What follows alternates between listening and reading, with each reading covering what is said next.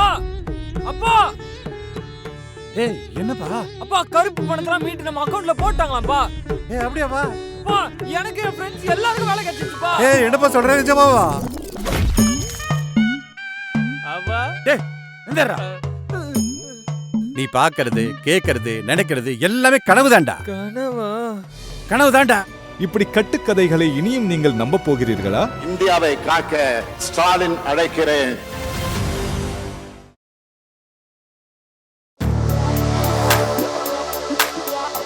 Welcome to on record. Welcome to on record. இன்றைக்கு நம்மோடு நேர்காணலுக்காக சிறப்பு விருந்தினராக மூத்த பத்திரிகையாளர் எழுத்தாளர் திரு இரா.குமார் அவர்கள் இணைந்திருக்கிறார். அவரோடு பேசலாம். சார் வணக்கம். சார் வணக்கம் தரகுமார். அண்ணாமலை அவர்கள் வேட்புமனு தாக்கலின் போது தப்பான ஃபார்மேட்ல தாக்கல் பண்ணிட்டாரு அப்படின்னு சொல்லிட்டு செய்தி வந்திருக்கிறது. வேட்புமனு தாக்கல் அப்படின்றது சுயேட்சைகள் தப்பா பண்றாங்க அப்படின்றது அவங்களுக்கு தெரியாம பண்ணிட்டாங்கன்னு எடுத்துக்கலாம். ஒரு பெரிய கட்சி பக்கத்திலே வானதி சீனிவாசன் இருக்கிறாங்க. இந்த பேப்பரை கொண்டு போய் கொடுக்கும் பொழுது இது தப்பான பேப்பர் அப்படின்னு சொல்லலையா? இது என்ன நடந்தது? முதல்ல இல்லை, வேட்புமனு அங்கே பிரிண்டட் இருக்கும். சரி, அதை வாங்கிட்டு வந்து அதை ஃபில்அப் பண்ணிப்பாங்க. அதன் பிறகு கூட ஒரு அஃபிடவிட் தாக்கல் பண்ணணும். இதில் சொல்லியிருக்கிறதுலாம் உண்மையானது, நான் அரசியல் சாசனத்துக்கு உட்பட்டு நடப்பேன்ற மாதிரியான உறுதிமொழியோட அஃபிடவிட் தாக்கல் பண்ணணும். அந்த உறுதிமொழியை தாக்கல் பண்ணுறது ஒரு ஸ்டாம்ப் பேப்பரில் அதை எழுதி அதை ஒரு ஜுடிஷியல் மாஜிஸ்ட்ரேட் முன்னாடியோ அல்லது இந்த ஓத் கமிஷனர் இருப்பாங்க, பிரமாண ஏற்பாளர், இந்த உறுதிமொழி ஏற்பாளர்னு அவங்கள்ட்டயோ இல்லை நோட்டரி பப்ளிக், நீங்கள் எல்லாரும் கேள்விப்பட்டிருப்பாங்க, அவங்க முன்னாடி கையெழுத்திட்டு அவங்களும் கையெழுத்து போடுவாங்க. முன்னாடி இந்த உறுதிமொழி எழுதி கையெழுத்து போட்டாருன்னு கொடுக்கணும். அது பார்த்துருக்கீங்களா? நம்ம வீட்டு பத்திரம்லாம் ஒன்று லேண்ட் வாங்குறதுலாம் பத்திரம் வாங்குவோம்ல, அதுதான் அது. அதில் பண்ணணும். நார்மலாகவே நம்ம ஒரு பர்த் சர்டிஃபிகேட் வேணும்னு வச்சுக்கோங்க. இப்போ உங்களுக்குலாம் பர்த் சர்டிஃபிகேட் இருக்கும். நீங்கள் பர்த் சர்டிஃபிகேட் ஸ்கூலில் சேர்ந்துங்க. எங்கள் காலத்தில் பர்த் சர்டிஃபிகேட்லாம் கிடையாது. நான் ஒரு பாஸ்போர்ட் அப்ளை பண்ணணும்னா நான் படிச்சிருக்கேன், அதனால் படித்தது சர்டிஃபிகேட்டை காமிச்சு இது பண்ணோம். ஒரு வேளை ஒருத்தவங்க படிக்கலன்னு வச்சுங்க, அவங்க என்ன பண்ணுவாங்க, ஒரு நோட்டரி பப்ளிக்கிட்ட போய் எது சொன்னோம்னா அவர் உடனே ஒரு ஸ்டாம்ப் பேப்பரில் அதை டைப் பண்ணி இந்த தேதியில் பிறந்தார் உறுதியளிக்குதுன்னு சொல்லிட்டு போட்டு நம்ம கையெழுத்தும் அவர் கையெழுத்து போட்டு கொடுப்பாங்க.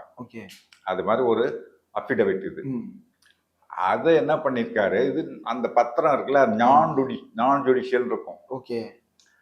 ஜுடிஷியலுக்கு ஒன்று இருக்குது, கோர்ட் ஃபீஸ் ஸ்டாம்ப் பேப்பர்னு. இவர் என்ன பண்ணிட்டார், நான் ஜுடிஷியலில் போடாமல் கோர்ட் ஃபீஸ் ஸ்டாம்ப் பேப்பரில் இந்த உறுதிமொழியை போட்டு அஃபிடவிட் தாக்கல் பண்ணிட்டார். அது எப்படி இது மாதிரி பண்ணார்? ரெண்டு சந்தேகம் நமக்கு அதில். ஏன்னா அரவக்குறிச்சியில் போட்டிட்டு இருக்காரு சட்டசபை தேர்தலில், அப்போ சரியாக தான் பண்ணியிருக்காரு. இப்போ மட்டும் மாற்றி பண்ணார்னா தெரியாமல் பண்ணாரா இல்லை தெரிஞ்சு வேணும்னே பண்ணாரா? ஏன் தெரிஞ்சு பண்ண போறாரு? அவருக்கு என்ன பிரச்சனை? தேர்தலில் நிற்க மாட்டேன்னு சொன்னவரை கொண்டாந்து வம்பு பண்ணியில் நிற்க வச்சிருக்கு தலைமை. பயந்துக்கிட்டு. எனக்கு என்ன வேடிக்கைன்னா, செந்தில் பாலாஜி உள்ள இருக்கும்போதே இப்படி பயப்படுறவர், செந்தில் பாலாஜி வெளியில இருந்திருந்தா இன்னும் என்ன ஆயிருப்பாரு தெரியல. பயந்துக்கிட்டு தானே எனக்கு வேண்டாம் மற்ற இதில் பிரதமர் ஆகணும்னு சொல்றவர், பிரதமர் ஆகிற ஆசை இருக்கு அவருக்கு. சில இடங்கள் வெளிப்படையாக சொல்லியிருக்காரு, மோடிக்கு அப்புறம் நான் பிரதமர் ஆக வாய்ப்பு இருக்கு அப்படி சொல்றவர் பார்லிமெண்ட்டுக்கு போக மாட்டேன்னு ஏன் சொல்லணும்? போகணும்ல. போய் ஒரு பார்லிமெண்ட் மெம்பர் ஆகணும், அப்புறம் ஒரு அமைச்சராக, அப்புறம் தானே வர முடியும். மோடி மாதிரி நேடா எடுத்தோடனே ஸ்ட்ரைட்டாக பிரதமர் ஆகிட முடியுமா? எம்பி கூட ஆகும்.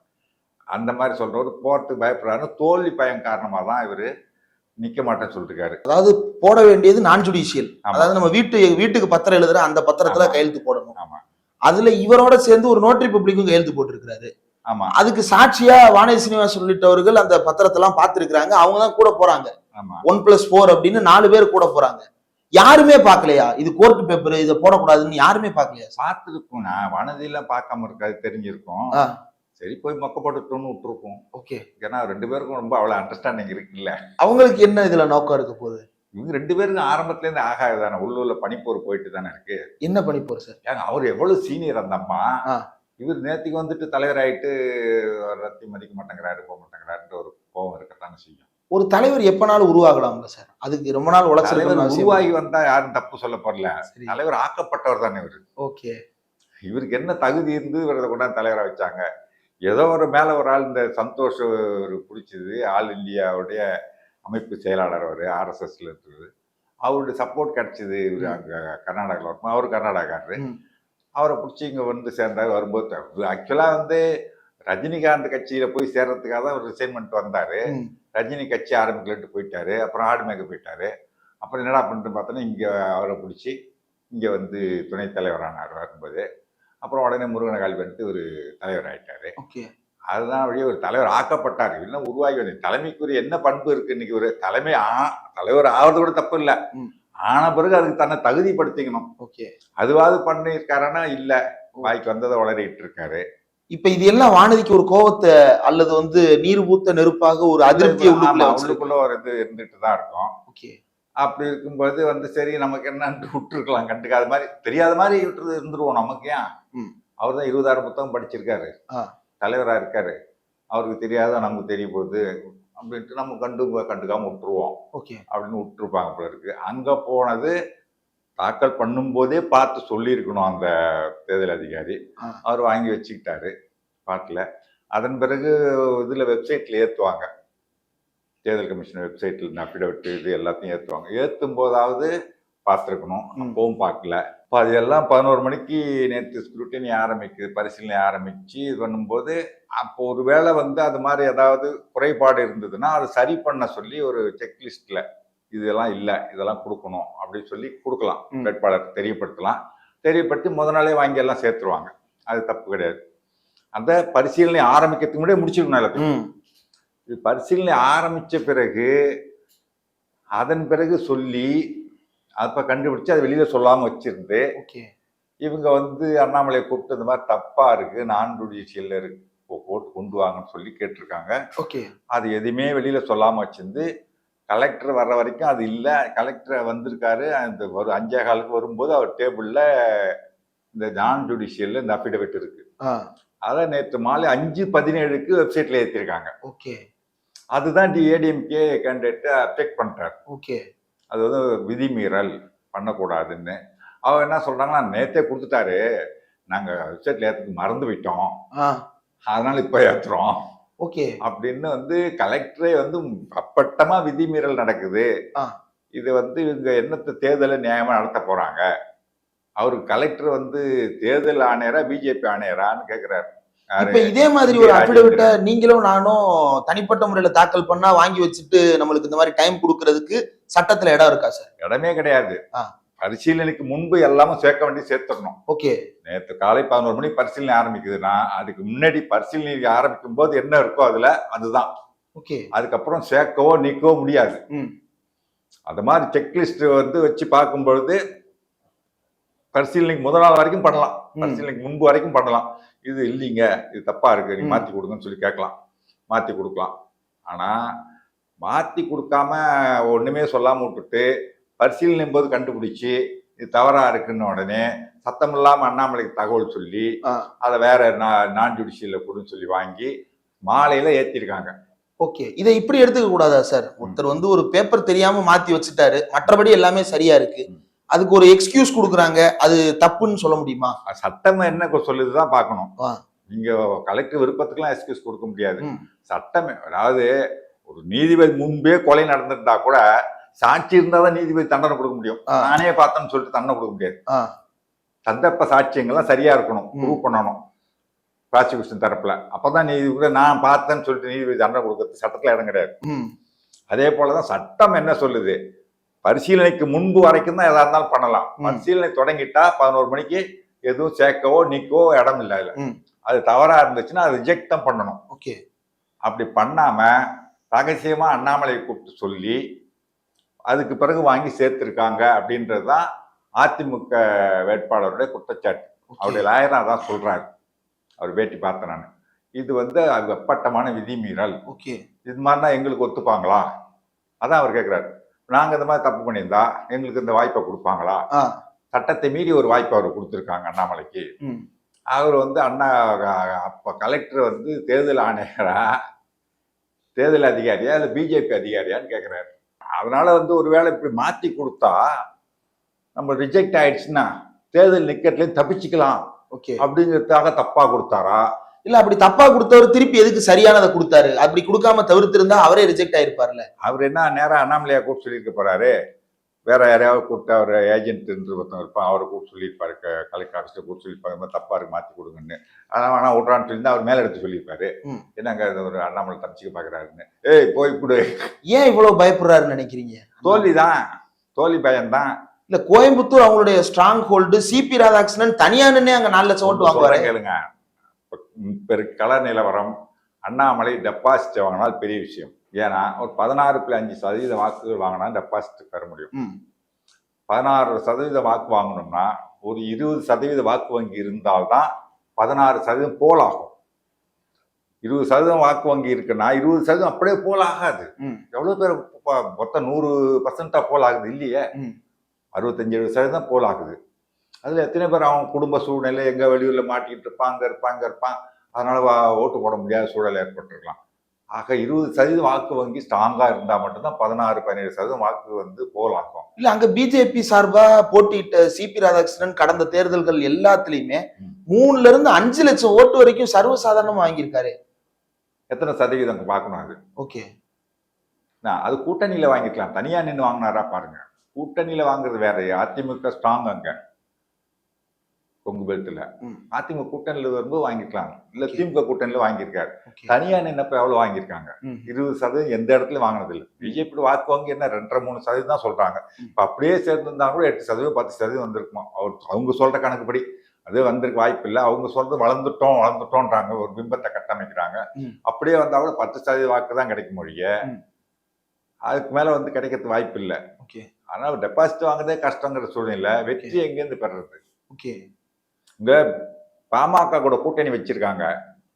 பாமக கூட கூட்டணி வச்சதுனால பாஜகவுக்கோ பாமகவுக்கோ பைசா பிரயோஜனம் கிடையாது. கோயம்புத்தூர்லயுமா? ஆமா, எங்கேயும் உங்களுக்கு ஒரு ஓட்டு கூட கிடைக்க போதில்லை. ஒருத்தங்க இப்ப நம்ம போட்டீங்கன்னா ஒரு 10 தொகுதியில் உங்களுக்கு ஓட்டு எடுப்போம், உங்களுக்கு கம்மியா இருக்கும். ஒரு 10 தொகுதியில் அதிகமா இருக்கும். எனக்கு ஒரு 10 தொகுதியில் அதிகமா இருக்கும், 10 தொகுதியில் கம்மியா இருக்கும். இப்போ உங்களுக்கு அதிகமாக இருக்கிற இடத்துல எனக்கு கம்மியாக இருக்கும். என் ஓட்டு கூட சேரும்போது நீங்கள் ஒரு 10,000 ஓட்டு வச்சிருக்கீங்கன்னா நான் 2,000 ஓட்டு 12,000 வரும். உங்கள் தொகுதி நீங்கள் அதிகமாக இருக்கிற இடத்துல எனக்கு ஒரு ஓட்டு கூட கிடையாது, எனக்கு அதிகமாக இருக்கிற இடத்துல உங்களுக்கு ஒரு ஓட்டு கூட கிடையாதுன்னா நம்ம 2 பேரும் கூட்டணி சேர்த்துல என்ன பிரயோஜனம்? பாஜக ஸ்ட்ராங்கான இடம் கோயம்புத்தூர் அண்ட் சவுத் கன்னியாகுமரி. அங்கே பாமக ஓட்டு இருக்கா? கிடையாது. பாமக பெல்ட்டில் பெருசாக பிஜேபி ஓட்டு கிடையாது. அப்ப இவங்க 2 பேரும் கூட்டணி சேர்ந்து என்ன பிரயோஜனம்? ஒரு பிரயோஜனம் கிடையாது. என்ன சொல்லிக்கலாம், பெரிய கட்சி எங்க கூட்டணி சேர்த்துட்டோம், கூட்டணி ஸ்ட்ராங் பண்ணிட்டோம்னு மேல இருக்கிறவங்கள ஏமாத்துறதுக்காக அமைச்ச கூட்டணி. இல்ல மக்களுக்குமே அந்த பிம்பம் ரொம்ப முக்கியம் இல்ல சார்? இவங்க ஸ்ட்ராங்கா இருக்கிறாங்கன்ற அந்த பிம்பம் கரெக்டா தான். அந்த பிம்பத்தை, பொய்யான ஒரு பிம்பத்தை கட்டமைக்கிறதுக்கு தான் அது உதவுச்ச ஒழிய ஓட் பேங்க் அதிகரிக்கிறதுக்கு உதவாது. அப்படி இருக்கும்போது அங்க நின்று என்ன பிரயோஜனம்? இவருக்கும் தெரியும், அண்ணாமலைக்கும் தெரியும், நின்னா வெற்றி பெற முடியாது, டெபாசிட் வாங்குறது கஷ்டம்னு தெரியும். அதுக்காக தான் தப்பிச்சு ஓட பாக்குறாரு. மேல நீ தான் வளர்ந்துருக்குன்னு சொல்லியிருக்கில்ல, நில்லு. முக்கியமான எல்லாருமே அவங்க பாத்தீங்கன்னா இப்ப பாஜகவுல எப்படியாவது ஒரு ஓட் பேங்க் அதிகரிச்சு காமிச்சிடணும் அப்படிங்கிறதுக்காக தான் கவர்னரா இருந்த தமிழிசையை கொண்டாந்து இறக்குறாங்க. இப்போ அதை போன மாசத்துல ராஜ்யசபா எம்பியான எல்முருகன் அமைச்சர் அவர் கொண்டாந்து இறக்குறாங்க. அந்த பக்கம் அண்ணாமலை நீயே போய் நில்லு அப்படின்னு நிறுத்துறாங்க. அங்கே நயினார் நாகேந்திரன் எம்எல்ஏ இருக்கிறாரு, அவரை கொண்டு போய் நிறுத்துறாங்க. இதெல்லாம் நிறுத்தது எப்படியாவது ஒரு ஓட் பேங்க் அதிகரிச்சு காட்டணும் அப்படிங்கிறதுக்காக தான் அதுக்கு முயற்சி எடுக்கிறாங்கல்ல சார். அப்ப அந்த முயற்சி பலன் தராம போயிடாதுல்ல? எல்லா முயற்சியும் பலன் கொடுத்துருமா? எனக்கு தெரிஞ்ச ஒரு ப்ரொஃபஸர் ஒருத்தவங்க இதுல போயிட்டு போன சட்டசபை தேர்தலில் வேலையை விட்டுட்டு நாம் தமிழர் கட்சியில போய் சேர்ந்தாங்க. சேர்ந்து தேர்தல் நின்னாங்க. எனக்கு ஃபோன் பண்ணி சொன்னாங்க, தேர்தல் நிற்கிறோம் சார்னு. ஏங்க இந்த விஷப்பரிச்சை உங்களுக்கு அப்படின்னாங்க. இல்லை சார் ஜெயிச்சிருவோம் சார், நல்லா செல்வாக்கு இருக்கு சார் அப்படின்னாங்க. அது தேர்தல் முடிஞ்ச பிறகு சார் ஏதாவது காலேஜில் வேலை வாங்கி கொடுங்க சார். நாங்கள் என்னாச்சு அப்படின்னு 1500 ஓட்டு தான் சார் கிடைச்சது. அவங்க முயற்சி எடுத்தாங்க, தேர்தல் பிரச்சாரம் நல்லா பண்ணாங்க, முயற்சி எடுத்தாங்க. முயற்சி வெற்றி பெறுவதற்கு என்னுடைய உழைப்புல மட்டும் இல்லை, மக்கள் ஓட்டு போடணும் ஏத்துக்கிட்டு இல்லையா? மக்கள் ஏத்துக்கணுமா? இங்க ஏத்துப்பாங்களா? இங்க தமிழ்நாட்டில் இவர் இந்தியை நாங்கள் ஆதரிக்கிறோம், நாங்கள் வெற்றி பெற்று வந்தால் தமிழ்நாட்டில் எல்லா பள்ளிக்கூடங்களிலும் இந்தி கட்டாயமாக்குவோம் சொல்ல முடியுமா அவரால்? தேர்தல் நேரத்தை சொல்லுவாங்களா? தேர்தல் முடிஞ்ச பிறகு சொல்லுவாங்க ஹிந்தி படிக்கணும்ட்டு. தேர்தல் நேரத்தில் எல்லாரும் ஹிந்தி படிக்கணும் இப்ப சொல்லுங்க அண்ணாமலையா சொல்லுவாரா? இவங்க சொல்லாட்டி இவங்க சித்தாந்தம் என்னன்னு தமிழ்நாட்டு மக்களுக்கு தெரியும். இவங்க சித்தாந்தமே தமிழ்நாட்டு மண்ணுக்கு ஒத்துவதாத, அதாவது அரசியல்ல வெறும் அரசியல் எதிரியா இருந்தாங்கன்னு வச்சுக்கோங்க, ஒரு தடவை தோக்கலாம், வெற்றி பெறலாம் வாய்ப்பு இருக்கு. இவங்க சித்தாந்த எதிரி தமிழ்நாட்டுக்கு. அதனால தமிழ்நாட்டு மக்கள் இவங்களை ஏத்துக்க மாட்டாங்க பிஜேபியை. பெருசா அவங்க சீக்கிரத்துல கால் ஊன்ற முடியாது, அவ்வளவு எழுதி கிடையாது. அதனால வெற்றி பெறது என்ன முயற்சி எடுத்தாலும் அந்த முயற்சி தோல்வியில் தான் முடியும். ஓகே, நிறைவா ஒரு கேள்வி. ஒரு பக்கம் அண்ணாமலை இப்படி, இன்னொரு பக்கம் நிர்மலா சீதாராமன் காசு இல்ல போட்டியிடல அப்படின்னு, நான் வந்து போட்டியிடணும் அப்படின்னா சாதியை கேட்குறாங்க, மதம் கேட்குறாங்க, எனக்கு இது தேவையில்லை, என்கிட்ட காசும் இல்லை, நான் போட்டியிடவும் இல்லை, அதனால நான் ஒதுங்கிக்கிறேன் அப்படின்னு பேசியிருக்கிறாங்க. இது எப்படி பார்க்குறேன்? இவங்க மதத்தை சொல்லி தானே ஓட்டு கேட்குறாங்க. வடக்கெல்லாம் ஆந்திராவில் போட்டியிடலாம், இல்லை கர்நாடகாவில் போட்டியிடலாம், தமிழ்நாட்டில் போட்டியிடாட்டியும் போட்டு வந்தானே பணம் இல்லைன்னு சொல்றாங்க பாருங்க. அப்ப வந்து அண்ணாமலை, தமிழிசை, நயினாகேந்திரன், எல்முருகன் இவங்கெல்லாம் சம்பாதிச்சு வச்சிருக்காங்கன்னு ஒத்துக்கிறாங்களா? இப்போ ஊர்வலம் போனார்ல நட யாத்திரையா, அதெல்லாம் ஊருக்கு நல்ல வசூல் தான் நடந்துச்சு. வசூல் பண்ணி தேர்தல் செலவுக்கு வச்சிருக்காரு அண்ணாமலை அப்படின்னு சொல்லலாம். அப்புறம் ஒரு எல்முருகன் மத்திய அமைச்சராக இருக்காரு. நான் கேட்குறேன், 12,000 கோடி கிட்டத்தட்ட எலக்ட்ரோரல் பாண்டில் வாங்கி உலகின் மிகப்பெரிய பணக்கார கட்சி உங்களுக்கு செலவு பண்ணாதா? நிதியமைச்சருக்கு பண்ணலாம்ல. பணம் இல்லைங்கிறது ஒரு காரணம் கிடையாது. அவங்களுக்கு நிவாரணத் தொகை, வெள்ளத்தால் பாதிக்கப்பட்ட மக்களுக்கு நிவாரணத் தொகை கொடுக்கறதே பிச்சைன்னு சொல்றாங்க.